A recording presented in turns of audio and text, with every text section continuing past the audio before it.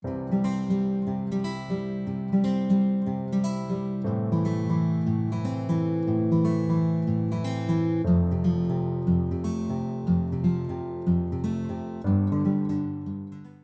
ora everyone, welcome or welcome back to the channel. Today we are carrying on with my complete collection tour with a category I'm calling the leftovers. These are things I couldn't really fit into other categories easily. Maybe some of them could have slotted into other ones, but I forgot, or like this one could have fitted into the nature category and I forgot. This one could have fitted into the fantasy category and I forgot.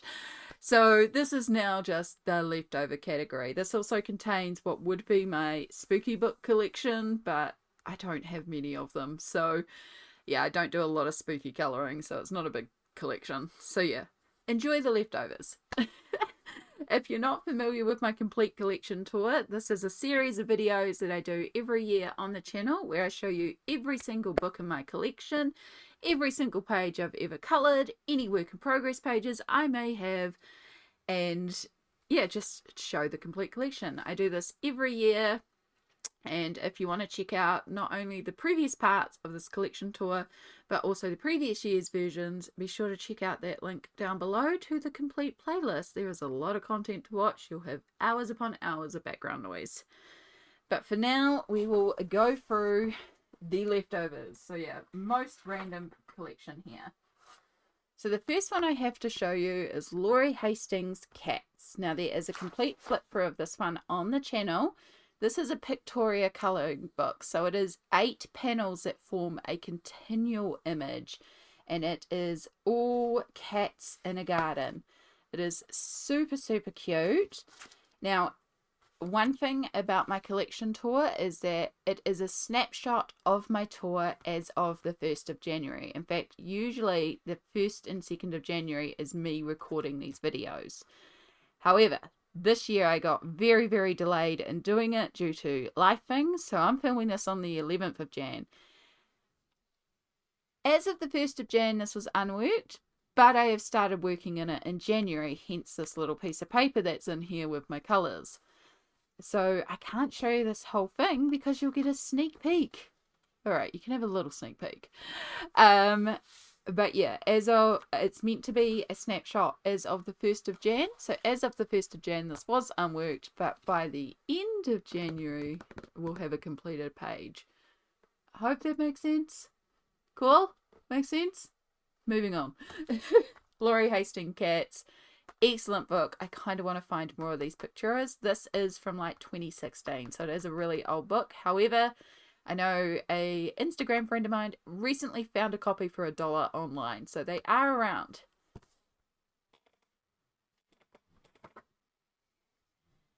Right, I have Brambly Hedge Festive Colouring Book by Jill Barklam. This is a very new purchase. I got a voucher. No, I didn't. This was my Christmas present to myself. I had a little bit of money put aside, and I decided, because I don't really do Christmas gifts, we do them for my nibblings, which is the term I use for my nieces and nephews. We give them gifts, but we don't give each other gifts, so I decided to buy myself a colouring book as a Christmas present, but I wanted to find one that was like on special, because I'm a bargain hunter. This is all I could find. It was classified as a Christmas clearance, and yes, it does have some festive holiday pages, but it also just has lots of wintry pages. It's super, super cute. I feel like this is going to be a fabulous Inktense book. And yeah, I do want to get in here and colour. I think I'm going to start with these little characters, although there's a lot of plants in there. Not sure. But yeah, super cute book. Looking forward to colouring in it. So that is Brambly Hedge Festive Colouring Book. And then I have Dragonology, which is a really cool dragon themed book. Really, really neat. Comes with a lot of descriptions on the side. I used to show this with my LOM books because it just kind of was similar to my LOM, but it's not actually produced by LOM. And I have done one page in here, which is Draco Stupidus, which is just my favorite dragon in this whole book. It's so goofy looking, it's so funny, and I just freaking love it. yeah, it does give some color descriptions here. It is meant to be black, red, and white, but I ignored that entirely because why not? So I use watercolor in the background for this one, and then water-based markers to color the page, and some glitter gel pens to do all the markings and highlights, including the eggs. Yeah, I know, he just cracks me up so much. Just think it's hilarious. Such a funny little dragon. So that is Dragonology, which is by Dr. Ernest Drake. It's edited by Doug Steele. Dr. Ernest Drake's like also the company name or something. It's a whole thing. Like Dragonology was like a book. I don't 100% know. I just thought it was a cool dragon coloring book. Right. Alan Roberts, The Beauty of Horror. This is my only Beauty of Horror coloring book. I now have 2 Alan Robert books because I also have Universal Monsters. But yeah, this is my only Beauty of Horror coloring book. I'm not someone that gravitates towards gore and horror coloring generally. I have very few horror themed books on my coloring shelf. But I did get this one to try, and I have, of course, coloured the Merms page because, of course, it's the Merms. And I think they are kind of cool. So I used Distress inks in the background and then Prismacolor to colour in the Merms themselves. No stickles or anything. And yeah, originally I was going to do these tentacles and have each one have a different colour, but they got all like tangly and confused, so I just left them all. Yeah. Oh, excuse me. Sorry, I've done a lot of filming today.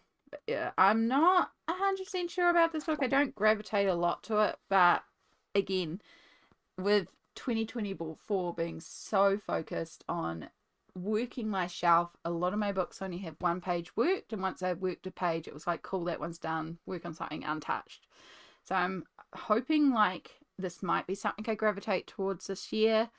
I feel like at the end of 2025, I'm really going to know what I gravitate towards in terms of colouring. Now my whole shelf is open because I'm not focusing on those untouched books. Like Universal Monsters, this was a recent purchase. It is completely untouched. I prefer this one to Beauty of Horror because like it's still a little gory, but it's more like monster scenes and those classic monsters. So that one feels really cool to me. And yeah, I do need to get in here and colour. I just haven't started in here. Again, it was a recent purchase, so yeah, I feel like I'll be a lot more likely to colour in this one than the Beauty of Horror, but we'll see.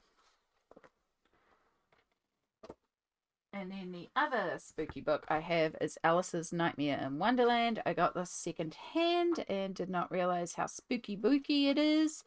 Not sure if I'm going to keep this one. Not sure. It's also got a horrible soft touch cover. I have done the like one non-spooky page in here, which is the poison page.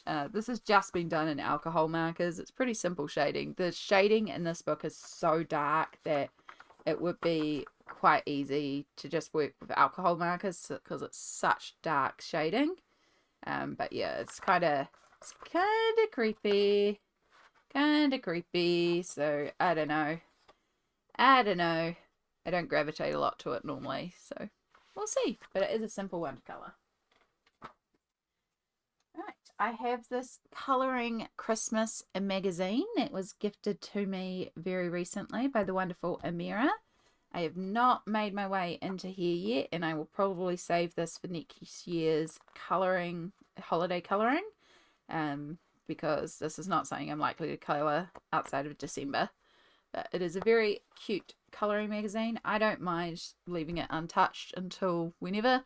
I only have like 16 or so untouched books in my whole collection now, so yeah, I still would like to get every book in my collection worked, but I'm not in any rush to do so.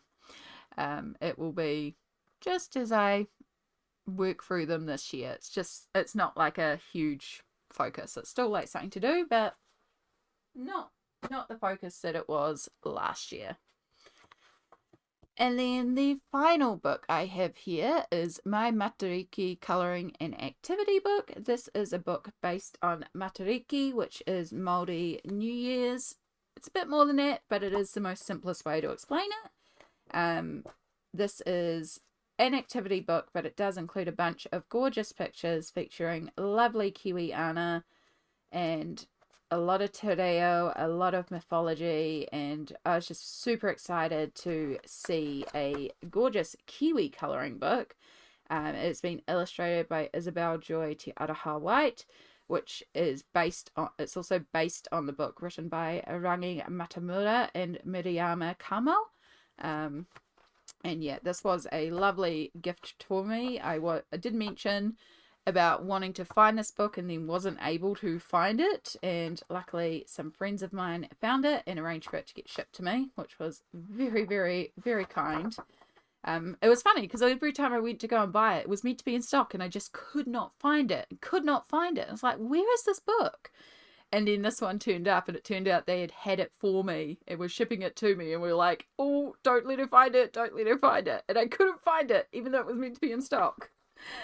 Oh, it was just such a crack up. But yeah, I love how it depicts like Ranganui and Papatūānuku, and it goes through the whole Māori creation mythology and how that works into Matariki itself, which is a cluster of stars that rises, and that symbolizes the change of the year. So that's why it's Māori New Year, but it's also about a celebration of what has come to pass and what will be. It's a time to reflect on the ancestors and give thanks. And yeah, so it is Māori New Year, but it's a little bit more than just Māori New Year, and it is in the middle of winter. So, well, not quite the middle of winter, it is getting into winter, but yeah. Anyway, the page I have done in here is Pahurakawa. So Pahurakawa is one of the stars in the cluster, and this star represents the spirit of Pahurakawa, who helps guide the spirits of the dead across the night sky. So this is about letting your ancestors pass on. And so I really wanted to represent that beautiful dark night sky and the voyage that has been created with the waka that is represented here. So that is why I went for these beautiful dark blues and purples, and then added the Mod Podge Extreme glitter on top, so it would be sparkling like the night sky. And then for Pahurakawa, coloured her in a traditional Māori kete. I believe it's called a kete. It's like a flax-free dress. They're so beautiful when they move. They make such wonderful sounds. And then the red, black, and white. This is a very traditional colour palette in Māori mythology, because it actually represents life and death in the creation cycle. So white is life, black is death, and red is blood, aka your living soul. So it's like that's a really combo that you'll see in Māori. And then these flowers are Pahurakawa flowers, which is a beautiful tree that flowers here in New Zealand around Christmas time. So we actually call them New Zealand Christmas trees, because you do have these beautiful green trees with bright red flowers right around Christmas time, and they are called Pahurakawa trees. So yeah, and I really love this page. It has been done with alcohol markers, so we did lose half of the Matariki star sugar cookie recipe on the back. I don't mind. Alcohol markers, and then polychromos pencils to shade on top, and then Posca for doing the pattern, and Mod Podge Extreme glitter for the background. And yeah, I do really want to get in here and at least colour all of the stars. I definitely will be doing another one during Matariki this year. I think this would be a gorgeous page to do. I can see this one being absolutely stunning. But yeah, absolutely wonderful book. Really cool to have a Kiwi themed colouring book as well. It's something that I've been keeping my eye out for, is Kiwi themed colouring books. They are very hard to find. May have found some more, so hopefully next year I'll be able to actually do like a New Zealand colouring book section, because that would be amazing. Full of New Zealand illustrator and artists. That's my goal. Hopefully I can find some. But yeah, that is everything in this absolutely random cluster of books. It is the leftovers, as I said. Probably could have shoved these into other categories, but there are a lot of odd bits and pieces, so yeah, but that's okay. I hope you've enjoyed this one and have been enjoying the series so far. Make sure to look after yourself and all the aroha or love. That is te reo for love. Aroha to you all. Take care, and I'll see you all in the next video. Bye!